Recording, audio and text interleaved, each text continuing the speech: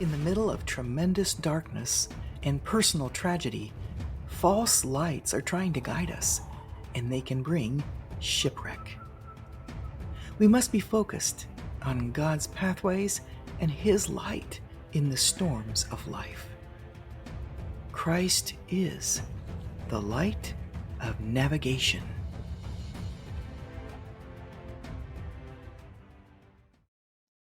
Hello, and welcome to the Light of Navigation and the God Stories. My name is Marguerite Lever-Woodall. I'm an author, speaker, and your host. I write short stories about real-life supernatural encounters with God, and I love to explore what it is, what it means to follow God's pathways. In this 12th episode of the God Stories called God, the Banquet, and the Frogman, the true-to-life experience of a series of divine visitations is shared. These visitations became a pillar of strength for me in a time of deep tragedy. Come, join me in the adventures of the God Stories and experience the encounters with the goodness of God, even in the middle of our life's storms. After watching the last of a video series at church about family and its importance, my pastor asked us all a question. What was supper like in our homes as children when we were growing up? The supper table sets the tone for the knitting together of a family's relationships. Several people shared their experiences, and most were pleasant. As I sat there, I debated on whether to speak up at all on this issue, and I chose not to. As a child, and for most of my adult life, coming to the supper table was an experience that was deeply dreaded each night. I remembered staying outside playing as long as I could to put off coming inside for dinner when it was announced. As we sat to eat, the entire meal was fraught with verbal and emotional abuse, and sometimes physical attack. My father did not hesitate to strike out at anyone during the evening meal. It was a nightmare. The best strategy was to just keep quiet, and perhaps one would be overlooked for any forthcoming abuse. On the other hand, I've experienced a literal banquet with God in my life too. In the scriptures, God speaks of sitting at His table and dining with Him.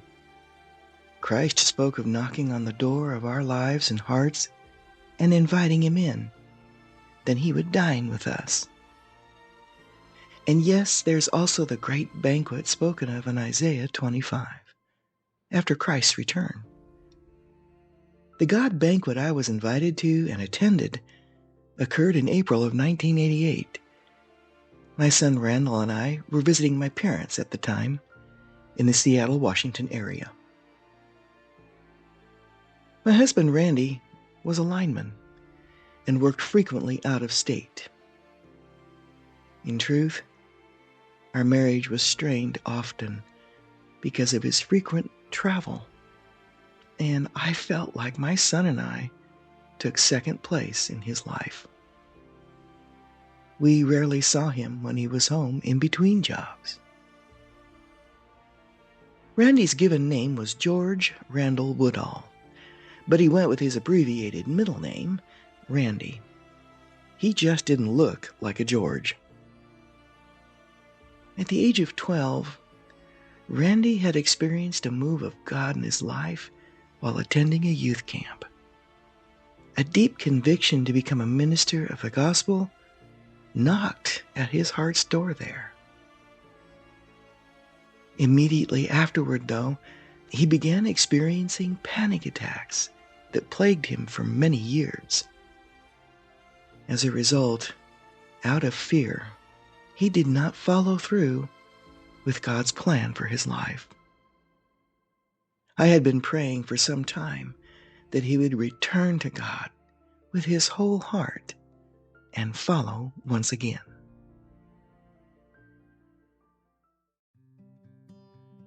Before his current job was due to end in Virginia, Randy called me one day, as he usually did. And in the course of our conversation, he said to me, "Marguerite, I am tired of living my life the way I've been living it. I want to know Christ in my life again. Can you help me?" I was surprised and ecstatic. This was an answer to prayer, a dream come true. Here he was on the phone with me, voicing how God had turned his heart toward him once again. He even offered to quit his job early to join us. I knew how much my husband loved his line work. With only those 2 weeks left on the current job he was at, I encouraged him to finish it and then return home. We even discussed finding local work for him so that he wouldn't be on the road continuously. In 2 more weeks, I thought, my husband would be back in our lives with a heart following God again. And I couldn't wait. I was stunned and grateful that God had answered my prayers. Randy was returning to a relationship with Christ in his life again. For the 2 weeks that followed, and during the night as I slept, I began to experience visitations from the Lord in my dreaming. He was speaking to me nightly for long periods of time as I slept. They were lengthy conversations of some sort, but I couldn't remember what had been said when I woke the next morning. I knew that God was downloading something of importance that would be needed in the future. I'd never experienced something of this nature and to this degree before, and what struck me the most when it occurred was the feeling that I woke up with. It was as though I had sat down at a great banquet all night with God, and His words were food and feeding me as He spoke them.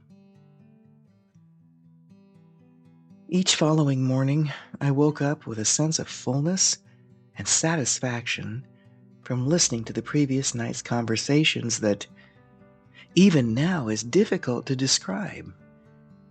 There was an absolute contentment that came with it. It was the deepest, most profound satisfaction of soul and spirit I've ever known. This was an ongoing, multi-night banquet I attended in spirit while dreaming. For 2 weeks this occurred nightly as I slept. The impact of the visitations prompted me to share the experiences with my mother. Needless to say, neither one of us knew what to make of it. One night in particular, though, was different than all the rest.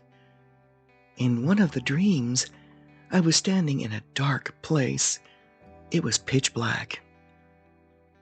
Then suddenly a bright light came down on top of me, like someone on a stage when a spotlight is turned on from above.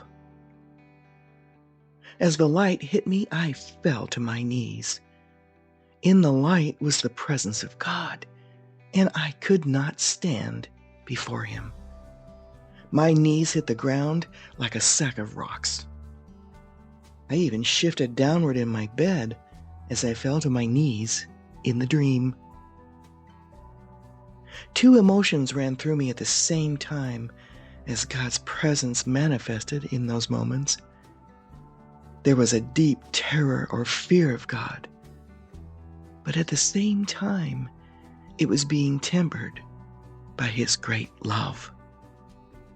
A love which is not born of the human mind. It startled me greatly, and I briefly woke up because of it. And the same powerful presence for several minutes was in my bedroom simultaneously as it was in the dream. 2 weeks later, on May 6th, on the last day of his job, and just 1 hour before quitting time, my husband was killed. Randy had accidentally touched one of the power lines he was working on and had been electrocuted.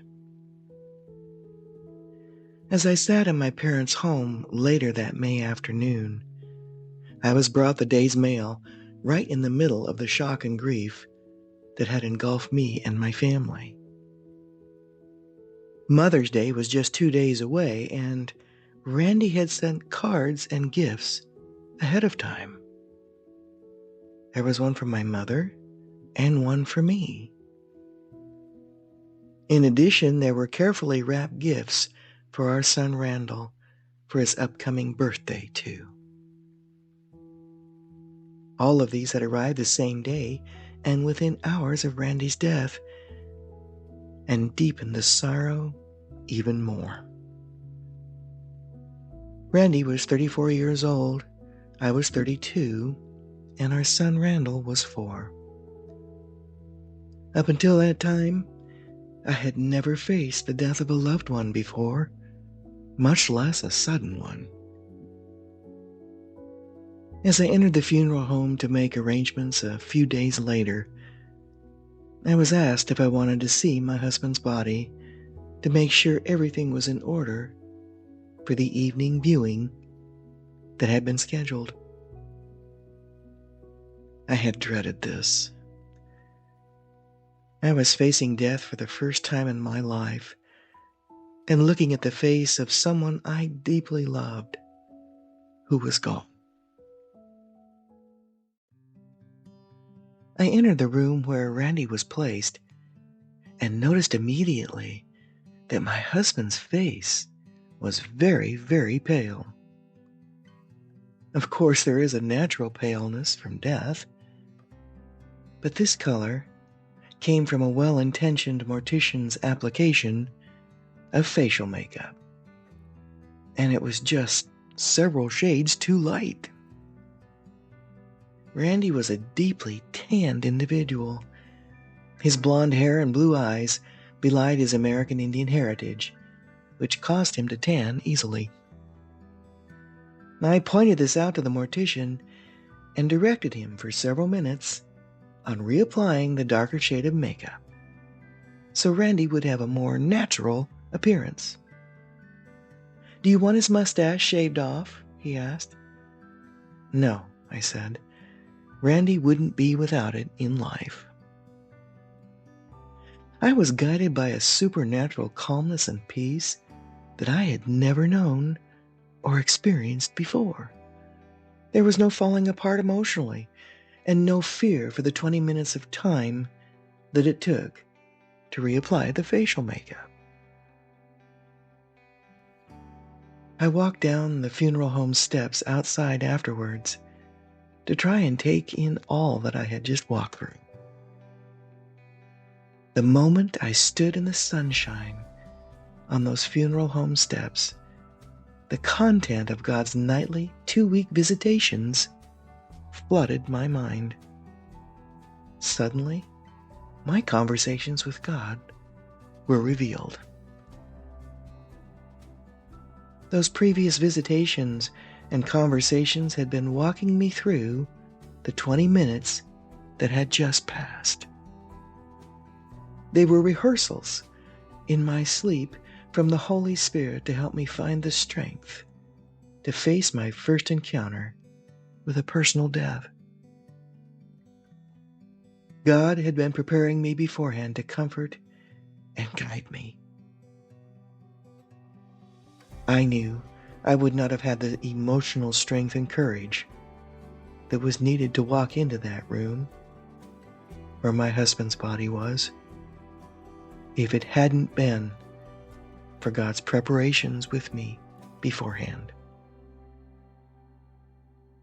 In addition, the stunning and powerful encounter with God in the dream where I dropped to my knees in holy fear sustained me emotionally with the truth that God is real, and above all, that He loves us deeply.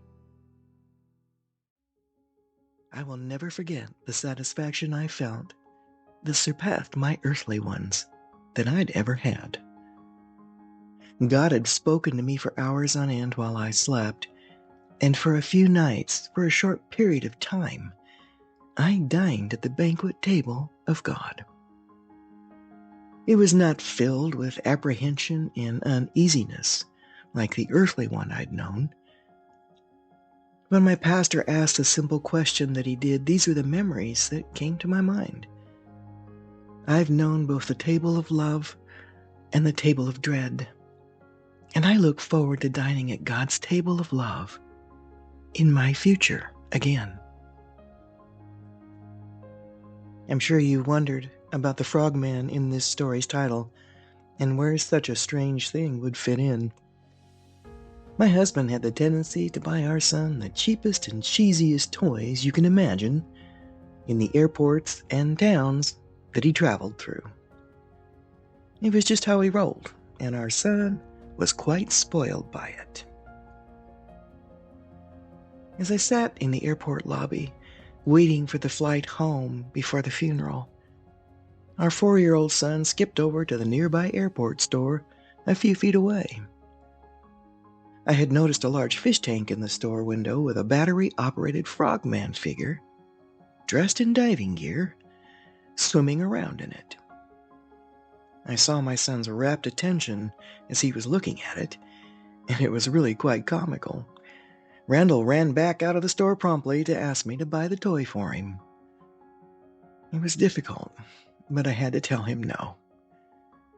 For the first time, he did not stomp his feet in protest, as he would usually do. Having been spoiled by his dad on these types of purchases in the past, I was genuinely surprised that he didn't pitch a fit, but he calmly accepted my answer instead. It was noticeable to me, and it struck me as very odd and out of character at the time, and it made me wonder why. Randall ran back into the store to look around one more time before our flight. The second time he returned, he quietly sat down, and then a few moments later he said, "Mommy, Daddy told me he loved me when I was in the store." His sudden words left me speechless. And then I broke down and I wept. As he had stood in the airport store the second time, God had allowed my son to hear his father tell him he loved him one more time. There was no doubt about that. As I grabbed my son's hand and headed for the store, I said out loud, "All right, George Randall Woodall, I will buy our son the Frogman." And I did.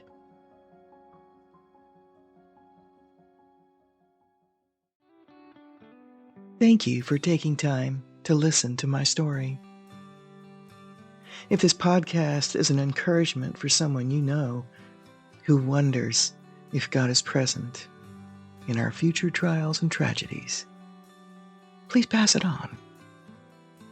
Your comments are valued and subscribing is appreciated.